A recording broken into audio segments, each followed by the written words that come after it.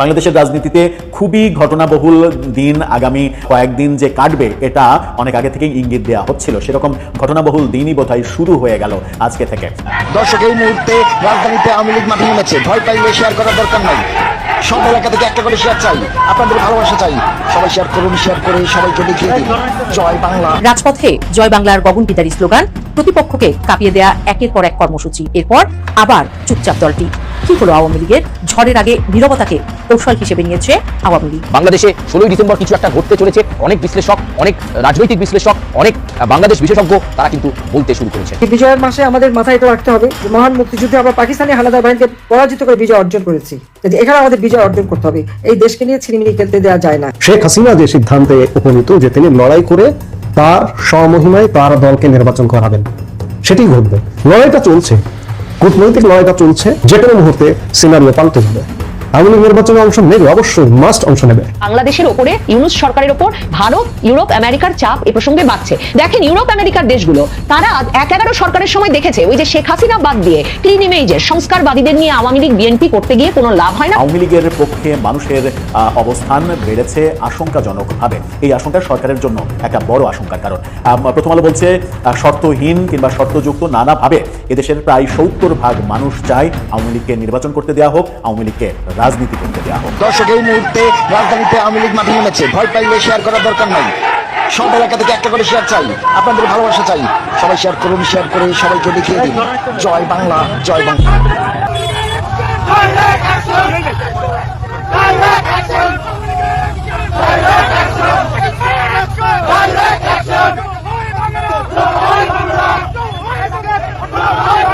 আওয়ামী লীগের লোকজন স্বতন্ত্র প্রার্থী হিসেবে নির্বাচন করবে, আপত্তি নেই। আওয়ামী লীগের লোকজনই এই প্রক্রিয়ায় নির্বাচন করবে না। যদি নির্বাচন করতে যায় তাহলে ইউনূস সরকার এবং ইউনূস সরকারের এই নির্বাচনটাকে স্বীকৃতি দেওয়া হবে, কিন্তু সেটা হবে না। শেখ হাসিনা যে সিদ্ধান্তে উপনীত যে তিনি লড়াই করে তার স্বমহিমায় তার দলকে নির্বাচন করাবেন, সেটি ঘটবে। লড়াইটা চলছে, কূটনৈতিক লড়াইটা চলছে। এখন যদিও বা এখানে মাঠের লড়াইটা সেভাবে দেখা যাচ্ছে না, কিন্তু কূটনৈতিকভাবে ব্যাপক লড়াই চলছে। যে কোনো মুহূর্তে সিনারিও পাল্টে যাবে।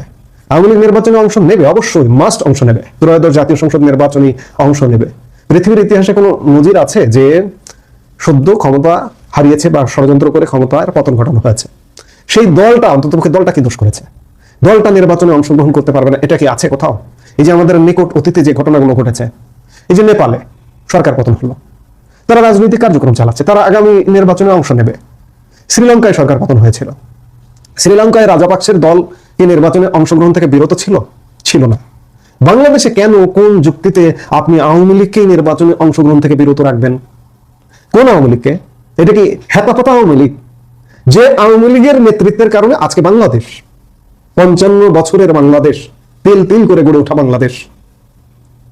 দোষে গুণে যেমন মানুষ, তেমনি মানুষই তো সংগঠন চালায়। আজকে এমন ভাবে আওয়ামী লীগকে দোষারোপ করা হচ্ছে যেন আওয়ামী লীগ মনে হয় একটা যুদ্ধাপরাধী দল।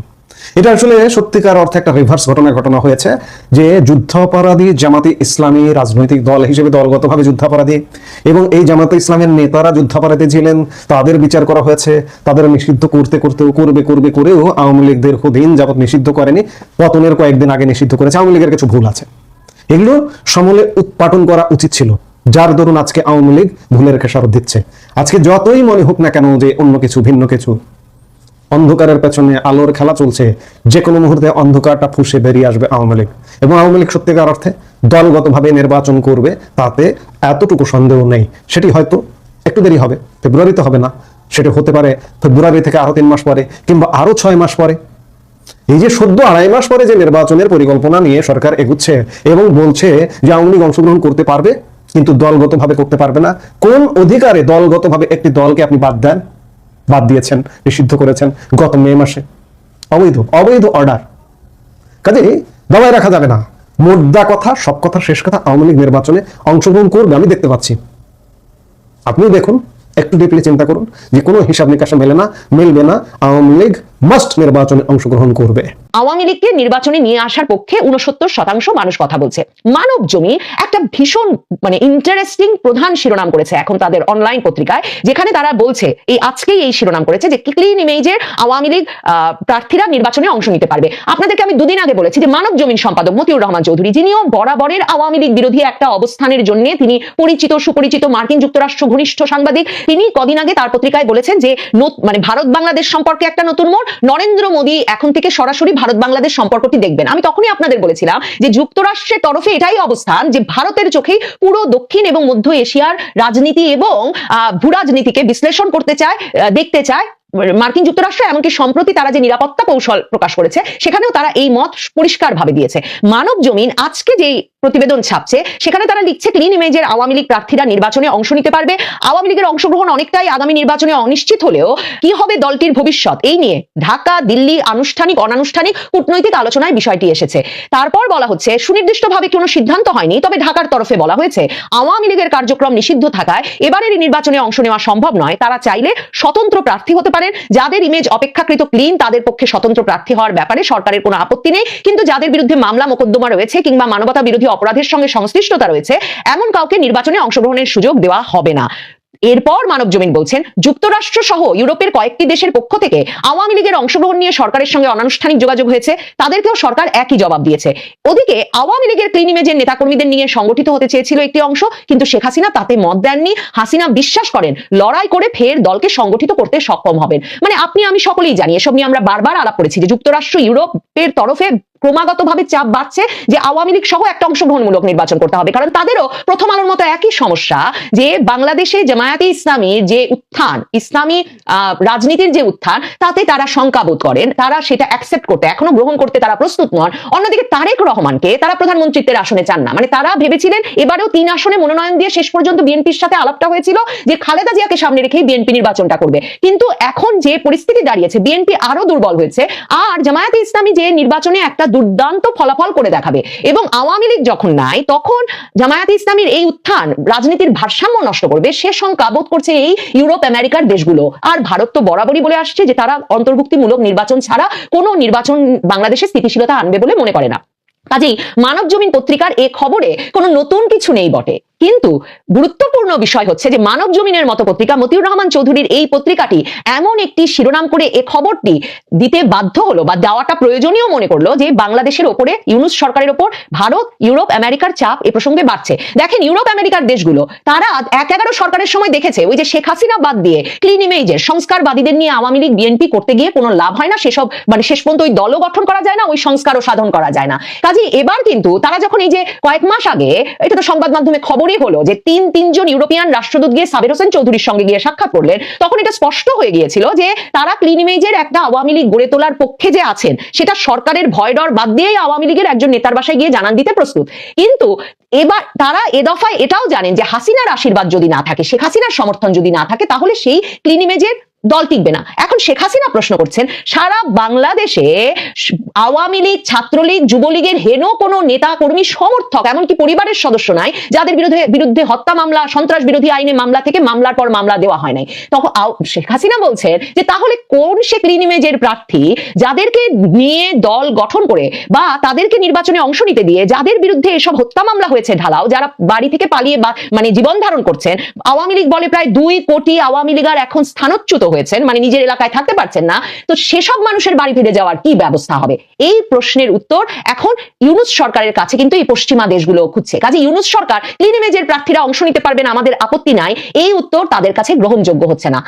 মানব জমিনের এই ছোট্ট প্রতিবেদনটি থেকে পরিষ্কার যে পশ্চিমের দেশগুলো এবং ভারত, ইউরোপ যুক্তরাষ্ট্র এবং ভারত তারা এ বিষয়ে ক্রমাগত চাপ বজায় রেখেছে এবং এরই মধ্যে সরকারকে বলতে হচ্ছে যে ক্লিন ইমেজের প্রার্থীরা স্বতন্ত্র প্রার্থী হিসেবে অংশ নিতেই পারেন, তাতে আওয়ামী লীগের কোনো পক্ষ রাজি নন। কাজেই ইউনূস সরকারকে সম্ভবত আওয়ামী লীগকে অংশগ্রহণ করানোর জন্য অন্য কোনো পথ বের করতেই হবে নির্বাচনের আগে। আর এতে খুবই তাৎপর্যপূর্ণ যে প্রথম আলো মানব জমিনের মতো শীর্ষস্থানীয় পত্রিকাগুলো যেগুলো বরাবর শেখ হাসিনা বিরোধী আওয়ামী লীগ বিরোধী একটা অবস্থানে থেকেছে, তাদের এখন মুখ ফুটেছে, তারাও বলছেন যে আওয়ামী লীগকে নির্বাচনে অংশ নিতে দেওয়া উচিত। এ বিষয়ে দেশের ভেতরে বাইরে চাপ এবং তৎপরতা বাড়ছে। আমেরিকা যাদের বন্ধু তাদের শত্রুর প্রয়োজনে, এটা ইতিহাস বলে।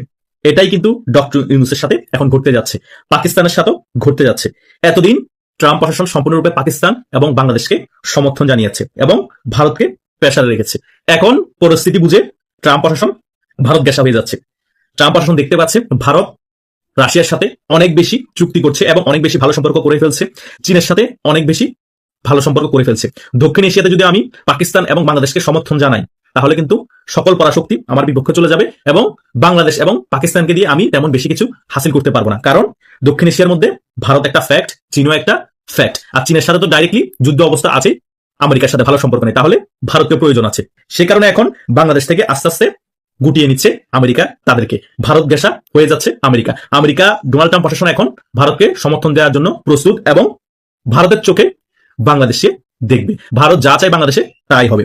কিছুদিন আগে থেকেই গুঞ্জন চলছে এই সকল বার্তা নিয়েই বাংলাদেশে একজন ট্রাম্পের দূত আসবে। আমি কিছুদিন আগে বলেছিলাম এই দূত কে হতে পারে অনুমান করে, সার্জিও গৌর বলেছিলাম, পল কাপুর বলেছিলাম, কিন্তু বাস্তবতা হচ্ছে সার্জিও গৌর না এবং পল কাপুরও না। মেইন হচ্ছে যে নতুন রাষ্ট্রদূত নিয়োগ দিচ্ছে ট্রাম্প প্রশাসন, তিনি ব্রেন ক্রিস্টেনসন। 3 মাস আগে ট্রাম্প প্রশাসন মনোনয়ন দিয়েছিল বাংলাদেশের রাষ্ট্রদূত হিসেবে ব্রেন ক্রিস্টেনসনকে। তিনি এই নভেম্বরের শেষে বাংলাদেশে আসার কথা, সিনেট থেকেও কিন্তু অনুমোদন পেয়ে গেছে, কিন্তু তিনি এখনো আসেননি। হয়তো বা ডিসেম্বরের শেষের দিকেও আসতে পারে বা ডিসেম্বরের এই মাঝখানেও আসতে পারে বাংলাদেশের নতুন রাষ্ট্রদূত হিসেবে, কারণ উনি আসার আগ পর্যন্ত বাংলাদেশের ভারপ্রাপ্ত রাষ্ট্রদূত হিসেবে ট্রেসি দায়িত্ব পালন করছে। এই ব্রেন ক্রিস্টেনসন আসার পরে বাংলাদেশের রাজনীতির অনেক কিছু পরিবর্তন হয়ে যেতে পারে। ওনার উপর বাংলাদেশের রাজনীতি অনেক কিছুই ডিপেন্ড করবে যে আমেরিকার এখন পলিসি কি বাংলাদেশের মধ্যে, আমেরিকা কি এখন ইন্ডিয়ার স্বার্থ হাসিল করবে বাংলাদেশ সত্যিকারে, নাকি মুখে বলছে কাজে অন্যটা। ব্রেন ক্রিস্টেনসনের অ্যাক্টিভিটি দেখে আমরা অনেক কিছু বুঝতে পারবো। কিন্তু সত্য হচ্ছে আমেরিকা আগে যেভাবে বাংলাদেশকে সম্পূর্ণরূপে খেয়ে ফেলতে চেয়েছিল, আধিপত্য বিস্তার করতে চেয়েছিল এই ভারতকে চাপ ফেলার জন্য, সেটা কিন্তু এখন আর করবে না। হয়তো আস্তে আস্তে গুটিয়ে নিবে এবং ব্রেন ক্রিস্টেনসন কিছু বার্তা দিবে যে সরকার থাকবে, ডক্টর ইউনূসকে কিছু বার্তা দিবে, বা পাতা নির্বাচন হলে যে সরকার আসবে তাকে কিছু বার্তা দিবে এই আওয়ামী লীগ নিয়ে এবং বাংলাদেশের আগামী রাজনীতি নিয়ে। কারণ বাংলাদেশের গণতান্ত্রিক প্রক্রিয়া ফিরিয়ে আনবে, এটা কিন্তু সত্য, আমেরিকা এবং ভারত মিলে। ভারত তো চাচ্ছে বাংলাদেশের গণতন্ত্র আবার ফিরে আসুক, সকল দল রাজনীতি করতে পারুক এবং সকল দলের অংশগ্রহণে বাংলাদেশে নির্বাচন হোক। ভারত তো এখন ডাইরেক্টলি বলছে না যে শেখ হাসিনাকে প্রধানমন্ত্রী চেয়ারে বসিয়ে দিবে, কিন্তু ভারত এটা মানে সংবিধান অনুযায়ী এখনো শেখ হাসিনা প্রধানমন্ত্রী। এটাই ভয়ের কারণ ডক্টর সরকার, যে শেখ হাসিনা যদি কোনো মতে বাংলাদেশে চলে আসে তাহলে কিন্তু সংবিধান অনুযায়ী শেখ হাসিনা প্রধানমন্ত্রী চেয়ারে বসে যাবে। বিএনপিরও সেম ভয়, সে কারণে আওয়ামী লীগের কার্যক্রম নিষেধাজ্ঞা করে রেখেছে, আওয়ামী লীগকে নির্বাচন আসতে দিচ্ছে না, আন্দোলন নামার কোনো প্রক্রিয়া শুরু করতে দিচ্ছে না, এই সকল বিষয়ের কারণে। কিন্তু যতই চেষ্টা করুক আমেরিকা যদি সত্যি সত্যি ভারতের চোখে বাংলাদেশকে দেখে, ব্রেন ক্রিস্টেনসনের আসার পর যদি তিনি কূটনীতিক তৎপরতা শুরু করেন আওয়ামী লীগকে ফেরানোর জন্য এবং শেখ হাসিনাকে ফেরানোর জন্য, তাহলে কিন্তু বিএনপি বলেন, জামাত বলেন, ডক্টর গং বলেন, তাদের কিন্তু খবর আছে, তারা পালানোর সুযোগ পাবে না। এটা কিন্তু রিয়েলিটি। কারণ আমেরিকা যাদের মতো তাদের শত্রু প্রয়োজনে, তারা স্বার্থের কারণে যে কোনো মুহূর্তে পল্টে নিতে পারে। ভারত যদি কোনো অফার দেয়, ভারত যদি কোনো ধরনের কোনো চুক্তি করে ফেলে, সেখানে যদি রাজি হয়ে যায় বাংলাদেশের ব্যাপার নিয়ে, আওয়ামী লীগকে ফেরানোর ব্যাপার নিয়ে, শেখ হাসিনাকে ফেরানোর ব্যাপার নিয়ে, বা প্রধানমন্ত্রী হিসেবে আবার বসানোর ব্যাপার নিয়ে, তাহলে কিন্তু খেলা ফাইনাল হয়ে যাবে। তাই ব্রেন ক্রিস্টেনসন বাংলাদেশের রাষ্ট্রদূত হিসেবে এসে দায়িত্ব নেয়, তারপরে দেখেন খেলা কি হয়। সম্পূর্ণ খেলা কি হবে আপনারা বুঝে যাবেন, দুধ কা দুধ পানি কা পানি হয়ে যাবে। আপনাদের মনে যত প্রশ্ন, সকল প্রশ্ন ক্লিয়ার হয়ে যাবে। তাই আমাদের আরো কিছু সময় অপেক্ষা করতে হবে। আমরা তো এখন বেশি দিন অপেক্ষা করিনি, মাত্র 15-16 মাস অপেক্ষা করেছি। এই 15-16 মাসে অনেক কিছু বাংলাদেশে ঘটে গিয়েছে, অনেক কিছু দেখতে পাচ্ছি। অলরেডি আওয়ামী লীগের সমর্থন দিন দিন আরো বাড়ছে, এটাই দরকার ছিল আওয়ামী লীগের। আরো কিছুদিন অপেক্ষা করেন, আরো সমর্থন বাড়ুক, তারপর আপনারা সংগঠিত জনগণ নিয়ে রাজপথে নেমে আপনাদের দাবি আদায় করেন এবং শেখ হাসিনাকে দেশে ফিরিয়ে আনেন। সংবিধান অনুযায়ী তিনি প্রধানমন্ত্রী, যদি প্রধানমন্ত্রী চেয়ারে বসার কোনো বিন্দু পরিমাণ সুযোগ থাকে তিনি প্রধানমন্ত্রী চেয়ারে বসবে, তা না হলে আবার নির্দলীয় তত্ত্বাবধায়ক সরকার আমরা নির্বাচন করবেন, কোনো সমস্যা নেই, নির্বাচনে কিন্তু আওয়ামী লীগ ক্ষমতা আসবে। রাজপথে জয় বাংলার গগন বিদারী স্লোগান, প্রতিপক্ষকে কাঁপিয়ে দেয়া একের পর এক কর্মসূচি। একসময় রাজনৈতিক মহিরুহ আওয়ামী লীগ ছিল এমনই, কিন্তু 24 জুলাই আগস্টের ঝড়ের পর সেই দলটি এখন ভীষণ ম্রিয়মাণ। নভেম্বরের ঢাকা শাটডাউন, শেখ হাসিনার রায়কে কেন্দ্র করে কিছু পকেট কর্মসূচি, এরপর আবার চুপচাপ দলটি। কি হলো আওয়ামী লীগের? তারা কি আর জাগবে না? জনবিচ্ছিন্ন হতে হতে শিকড় সহ উপড়ে গেছে প্রাচীন এই বটগাছ, নাকি ঝড়ের আগে নীরবতাকে কৌশল হিসেবে নিয়েছে আওয়ামী লীগ?